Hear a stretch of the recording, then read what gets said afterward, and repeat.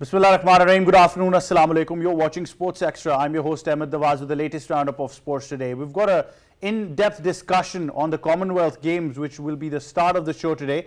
We're going to be discussing Pakistan's prospects, of course, in boxing, in badminton, in weightlifting, of course. It was a bit of a disappointing factor. Then in hockey, also Pakistan not managing to salvage much there as well. But obviously, there's a lot of technicalities going into Pakistan's preparations for the Commonwealth Games. And then, of course, the sheer difference of the brand of international hockey that is being played and then what hockey we're playing in limited resources as well. So discussing that in detail, then badminton prospects, like I mentioned, we'll be discussing them as well. So, you know, a detailed analysis of our Commonwealth preparations and where we are at current and what the future has as well, because it's very important to take this as a learning phase and discuss what we should be doing for the future as well. After that, moving on to cricket in the Commonwealth, India beat Pakistan by 8 wickets. Pakistan were bowled out for 99 runs. Munib Ali was the only top scorer for Pakistan. They were cruising, the Pakistani team. 7 overs, about 50 runs, but after that, India just choked them everywhere. In the field, bowling some excellent deliveries, taking wickets at crucial intervals as well. So we'll be discussing that. And then, of course, in the last segment of the show, we'll be moving on to football. The UEFA Women's Euro Cup 2022. The Lionesses are the new champions. England have beaten Germany by 2-1 and have clinched the title as well. That's what we're discussing on the show today. First of all, we've got an analysis of the Commonwealth and we've got a report on that as well. Let's take a look and then come back. A knockout victory in his first fight, Pakistani boxer ILYAS Hussain has qualified for the pre-quarter-final round of the boxing featherweight category of Commonwealth Games 2022. ILYAS Hussain outclassed the Musoto boxer Morocco Mokoto to qualify for men's over 54 kg to 57 kg featherweight round of 16. He will lock horns with Anthony Sean Joseph of Trinidad and Tobago in the round of 16, while Haider Ali of Pakistan appeared in the final of 81 kg category of weightlifting event but was unable to make it through, whereas things weren't as pleasant for the Pakistani badminton players in the Commonwealth Games 2022. Mahur Shehzad and Ghazala Siddiqui lost match-decider women's doubles event against Australia, and Pakistan suffered back-to-back defeats in mixed team group play stage in the tournament. However, Mohammad Irfan Saeed and Mahur Shehzad won their matches in men's singles and women's singles respectively to help Pakistan take a 2-1 lead. On the other hand, Pakistan faced defeat against New Zealand by 4-1 in their second match of hockey event in the Commonwealth Games 2022. Previously, the Pakistan hockey team drew their opening match against South Africa with 2-2. Into all sorts, and the rebound felt handy for Pakistan, and they wasted no time putting that away too. Well, there you have it, all we need to know about the Commonwealth in that detailed report, and we've got the results in front of us in many categories, and it's been a bit of a disappointment, and I'll be very honest about that. Of course, we've had some silver lining in between as well, but considering that we had a complete contingent, the preparations, everything that was involved as well needs to be discussed in detail. And to do that, in studios we've been joined by somebody who's an expert in sports science and physical education, a national fitness coach, a nutritionist, strength and conditioning coach as well, also has a grip on anti-doping challenges and everything involved there as well. Mr. Najib Khattak is joining us in studios. Assalamu alaikum. How are you? Assalam. Thank you for introducing me. Thank you very much for joining us on the show. First of all, we need to explore the avenue of hockey now. Look, it's a national sport and there's been a lot of talk about this. But first of all, we need to understand that Pakistan has got to achieve so much in order to at least compete at that level. Yes, you are right. But we are now passing through to develop our new national hockey team. Since our departmental sports is finished, so we have 40 to 45 players pooled. So we can say that our hockey is now at dead level. So we hired recently Sigfrid Ekman from Holland. He is a very expert hockey coach. He trained Japanese hockey team, and Japan win the Asian Games hockey title for the first time. Ekman is very hard-working and FIH master coach. But you've worked with these 45 players, like you mentioned that we have a pool of these players, yes, right? only. How is their physical fitness and their strength level right now? Yes, our fitness level is very poor. We are Pakistan Hockey Federation also have Barry. He is the trainer of Australian hockey team and he is from Australia. So he is working very and Ekman, both are working to improve the fitness level of Pakistan hockey team. You know, in hockey, we need maximum strength and conditioning. In modern hockey, the total role of strength and conditioning and fitness level is very compulsory in modern hockey. So we first of all must work on fitness level. So Ekman and Berry both are working on fitness level. Our fitness level is very poor. Yesterday we played with New Zealand. I see the match. The fitness level is very poor instead of New Zealand. But New Zealand is a very high-ranked team. They've gone through a structure. If we talk about our structure, PSHF has been doing different things to improve hockey in Pakistan. They came up with the idea of a league. They sent the team to Europe as well. Then we participated in the Asia Cup. Because of a technical error, we got knocked out against Japan. Our goal was disallowed because we had 12 members on the field. So these certain small things have been making a difference in Pakistan. Yes, exactly. We are doing very small things, but the nation and the population expecting very much. Results, they want results. Yes, the result want, but this is very small things. If you analyze the Indians and the other teams, they have international tours, a lot of international tours, a lot of international matches, test matches, tour matches, series matches, and to be honestly, when our team is going to Holland or any other, so our media, our ex-Olympians, our international players, they are expecting that we have a jadoo ki churi. Sometimes we do immediate results. Yes. So this is unexpected. Now we are in modern world, in specialized. We are in specialized sports. We need to do more hard work, more international tours, more expert people, more facilities. So mostly our players don't have jobs. Absolutely. They are jobless. Very true. So when they are playing, they are mentally disturbed that they don't have a job. And I think you know that our vice captain of hockey team, Ali Shan, skipped the camp because of jobless. He don't have job and he just support his family. Yes. But sports is a science and you're the expert in sports science as well. What's the way forward? Because there are many people, former Olympians, legends, journalists, historians, everybody have, you know, suggested ideas. But what's the right way forward for Pakistan? Yes, very good answer. In previous days, Punjab Sport Board is announced to open School of Excellence. So we need a School of Excellence where we have doping lab, nutrition, we have expert nutritionist, strength and conditioning. All you know, in Pakistan we don't have anti-doping lab. We are taking our test from Malaysia. So we don't have any special labs, special gyms, expert trainer, expert people. You know, our coaches education system is very poor, so they can't educate our athletes properly. And we need modern sports sciences. We need to work with sports scientists, MPhil, PhD scholars. They made a curriculum for sports and they research database, statistical base. If you play 10 matches, what is your output? What you done in the ground? What you not done in the ground? What's the reason behind this? So all these is needs in the time. Definitely, they're very important factors. But hockey is not the only thing. But like Najib has mentioned, it's a long process. So expecting immediate results is not the right way forward, and that's why I think we become very critical of the Pakistan hockey team and the Pakistan Hockey Federation as well, and the structure. There needs to be drastic changes, and it's a long process that's going to be followed. But moving on, we've got a badminton contingent there as well. Very last minute entry for them. Thankfully, they actually made it to the Commonwealth. Yes. But you had a chance to work with them as well. Yes, I worked with Murad Ali. Murad Ali is a very hard-working player. In 2018, Commonwealth Games, he played with same Srikanth, and the match was very excited. He lost the match 2022, and the 1 point crowd was expecting that Murad will won the match from Kidambe Srikanth. So yesterday I talked with him. He told me that after 4 years I played with the same shuttle. So you imagine that after 4 years he played with the same shuttlecock. So how you expect that we will have a good result? And secondly, he said that we have a small hall, and in an international tournament we have a big hall. So there is a very huge difference in small hall and big hall. And the last, he said that when I won in Pakistan in national championship, the prize is 15,000 rupees only. Maximum. Yes. So in these limited resources, how we are you can't even buy shoes in these resources. Yes, exactly. And now he is working, and now he is on duty in National Bank. So to maintain the fitness, training and duty, so all these problems he is facing. So how are we expecting that badminton or other sports will survive in Pakistan? But it's the same result, like I said, last minute entry, lack of resources. Let's be very honest, we have got huge facilities. If you look at Gaddafi in Lahore, Pakistan Sports Board, everything involved there. Even in Islamabad, there's a sports complex.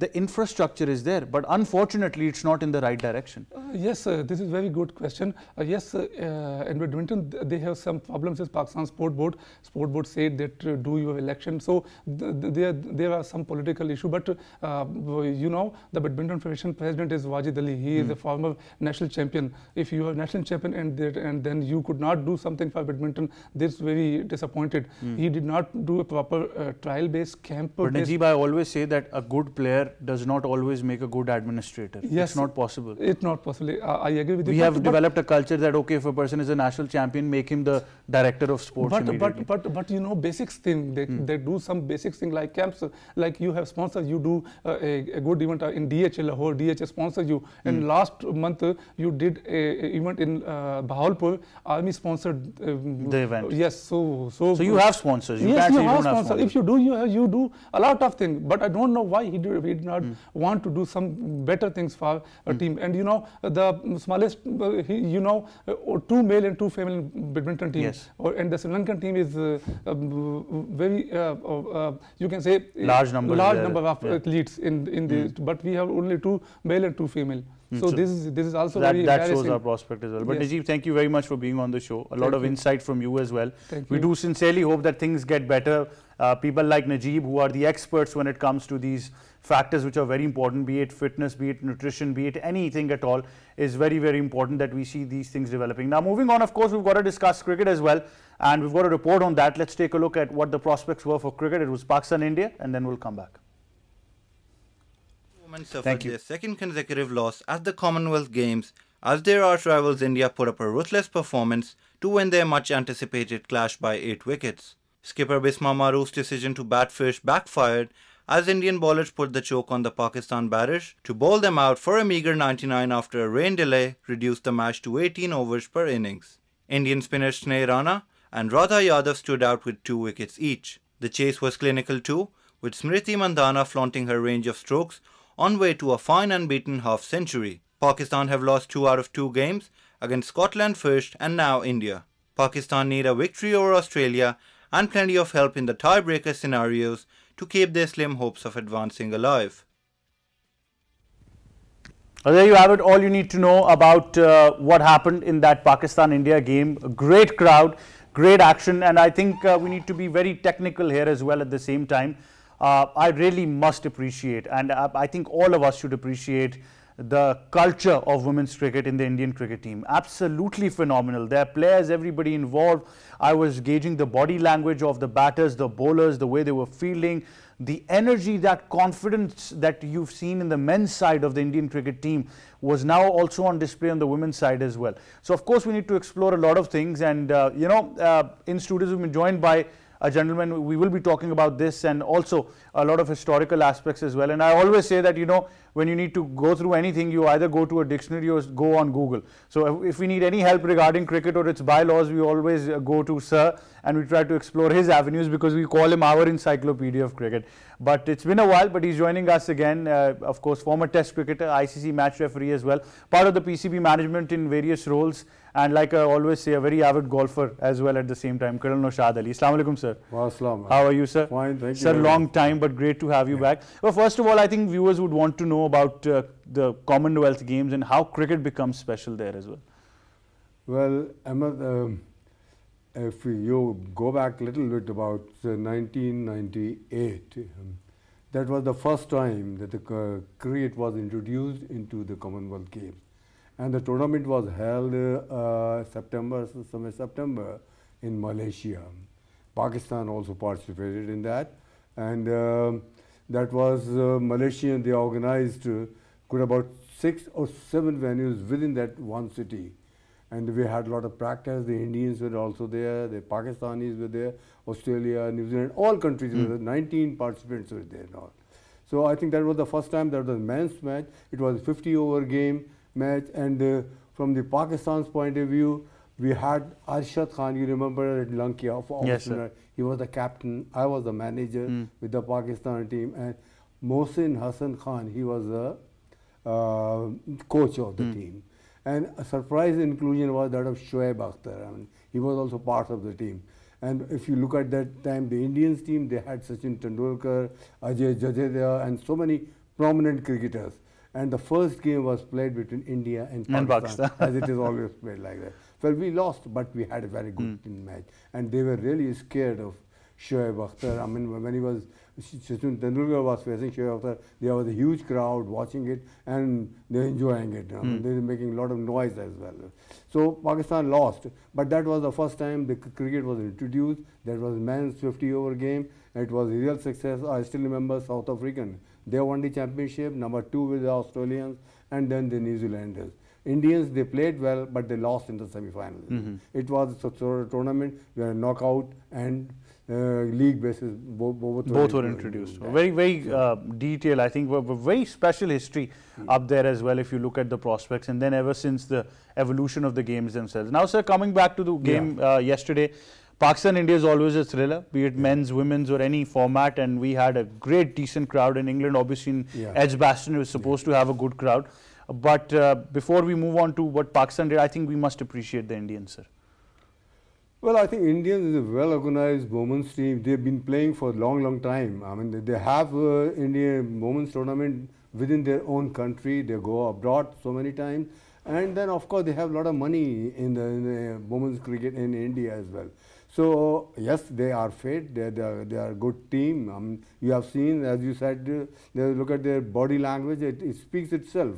I mean, they were pretty fit. I mean, I'm sorry to say that in Pakistan team, if you see, there are quite a few girls. I mean, I was observing. I watched the whole match yesterday. Few girls. When the ball was traveling towards the rope, boundary line, instead of diving and stopping it, they were just running along with parallel with the ball. I mean, that is something being done in the school cricket. That's a basic, basic something. That's what I'm saying. I mean, those who have played enough cricket, they should rest. Bring in some newcomers, as we have that right-arm leg spinner, young right-arm leg spinner. Tuba, yes, sir. Yes, Tuba. I mean, that sort of cricketer should come in, and they should be fit enough. There was a question mark on the fitness of the Pakistan team. Straight away, you could find out that they were a little bit bulky, they were moving slow, but quite a few of them were with a lot of talent as well. But sir, technically, I was a bit astonished as well. Now, you realize it's a rain-affected game. You won the toss, you elect to bat first. You generally expect after rain, the wicket becomes a bit slower. Yes. So instead of actually waiting for the ball, and I say this as far as the timing of the ball and the technique is concerned, I saw them leaping towards the ball and missing the break as well. That's what I was exactly coming. I mean, Edgbaston, I mean, they had a good venue for this sort of cricket in Pakistan and India. A lot of Indian Pakistani crowd in that atmosphere. They should have the coach, the other senior cricketers should have briefed. As rightly you said, this is sort of pitch where you used to play the front foot cricket. But in this sort of conditions where the ball was stopping and difficult to come on the bat, you see when the batsman she wants to come on the back foot, they were all in command in that. But when they go on the front, they couldn't control. They were lobbing the catch to the bowler or into the covers as well. So what I'm trying to say is that we were not mentally prepared, we were not that good side. I mean, 100 runs in about 18 overs is nothing. And so why I'm surprised is 7 overs, 50 for 1. And 18 overs, 99. That's it. That's what we did in the last, probably you can say, 11 overs of the game. We could only score about 30, 35 runs. That's right. And the Pakistan team, I mean, they've been doing well, but the day before they lost to Barbados as well. And in the same fashion as they did here against India. So that was a disappointing day for the women's cricket. But still, I'll say that there is a lot of chances for the Pakistani women to come up, play and learn international cricket, then fight it out, but not like that. I mean, you should be absolutely on the merit. I mean, somebody is not performing, it should go out. It should not be like relations or party politics or anything else. If somebody is not performing, go out, and somebody coming in doing well, it should be part Create of a very strong structure. But sir, I really want to go back to basics again. The second problem which I observed yesterday was our ability to actually even reach the boundary through our shot. Clear the boundary with a 6 is another big challenge. But what I saw is that even when they were playing a cut shot, and this makes my mind go back to the practice they were doing in Islamabad, that they should have at least worked on their power hitting abilities. Now the shots they were playing were just placements. They probably, apart from 1 or 2 players, no shot had that power to actually reach the boundary. Right, 50 yards boundary. I mean, and that should be cleared by some of the senior cricket players, and they should know. I mean, power hitting, of course, is now a part of the ODI cricket. I mean, it wasn't a game of 50 overs, it was a game of 20 overs, and that to reduce on the 18. So they should have played their shot straight away and rightly said so. I mean, one of the girls from Pakistan, she played a shot, tried to play over the rope, but it went into the sky and came back, and it was about 4 or 5 yards still short of the boundary. So power hitting was missing. Then of course the running between the wicket. I mean that was sometime they were both at the one end, and Indian had a lot of chance to get them around. Yes, very true. So technically, was it the right decision to go and bat first? Well, I think there was nothing wrong, because they haven't seen the pitch before. It was rain affected. Of course, a ball will come slow, and particularly for a bowler who is flighting the ball so much, and then pushing sometime with the finger spin, that will turn also. But Indians were very smart. What they did was initially their fast bowlers got hammered with an economy of 10 and 8. So they realized it very quickly, and immediately they introduced their spinners. Yeah. Because you see, spinners particularly for the ladies game, and you see, unless you have a real good power in your arms, you cannot hit the boundary line on a spinner. I mean, you have to come and line and then straight away show the connection, good connection also. That was missing, so many times. And then, of course, once you are placing the ball, then you should ensure that it doesn't scoop. And then quite a few girls from Pakistan side, they were caught in board. Yes, absolutely. Caught in the cover. Going on the ball very early. So, before this, our first match was against Barbados. Yeah. We lost that as well. Yeah. So that means that going forward, now I know I don't want to do undue criticism. There's been a lot of social media ruckus as well, which needs to be ignored against these girls and the team management and everybody. But it's been quite some time now that we've had women's technically speaking. Yes, sir. Yeah, of course. We should sit down. I mean, this is not something very, very strange. I mean, there was a time, I still remember, we used to have the women's cricket in the Pindi Stadium. I mean, there were girls, they hardly used to come. We used to go into the colleges, talk to somebody, and then bring the girl onto the ground. Now, there are so many girls they want to play. When they want to play, it should be little more organized, little more tougher, little more paying money to the girls as well. And I'm sure that if it is properly organized at the grassroots level, at the competition, at the school or college level, Pakistan has got the talent, has got the sufficient talent to come up. I mean, like fast bowlers. I mean, I saw somebody, I know that girl. I mean, somebody playing for the about 12 years back, bowling the fast bowling. Still, she is bowling the same fast bowling, but reduce the speed. So what's the fun? I mean, you bring some newcomers, train them hard, and bring them in a competition. And I'm pretty sure Pakistan can do well. As this is not. So you think a prime domestic tournament would make a difference to our campaign? It will. Like we have association, we could have the association for the women as well. And then within the association, there should be teams also. And there should be somebody sponsor for that. If not sponsor, the PCB should pay for it. And I'm sure PCB doesn't have that much. As a society, I understand we still need to grow, sir. As a society, we need to acknowledge and accept the fact. I think the first question is creating a safe environment for these young girls to play. So somebody posted this on social media as well, that at least we should now look towards making it mandatory for a club to at least have a women's team as well. A long shot, but probably in the longer run, having a club team as well. There are few problems for the girls. I mean, you see, to collect them, come daily, drop them, then bring him back. That all is real hard work. I mean, like we used to have in the olden days, there used to be one person who used to organize the club. He used to finance the club, he used to be a sort of administrator and a father of the club as well. There should be something like for the women's cricket as well. I mean, somebody should be responsible for ensuring that the girls, they come, they play in the safe environment and they go back safely and then come back again. I mean, then somebody should be on the teaching side, I mean, the finer parts of the game as well, whether there's bowling, batting or fielding, and when they pick up the right talent and then somebody is doing well, he should go up in the systematic way. In a structured approach that we should be following. But sir, thank you very much for joining us. Always great having you on the show.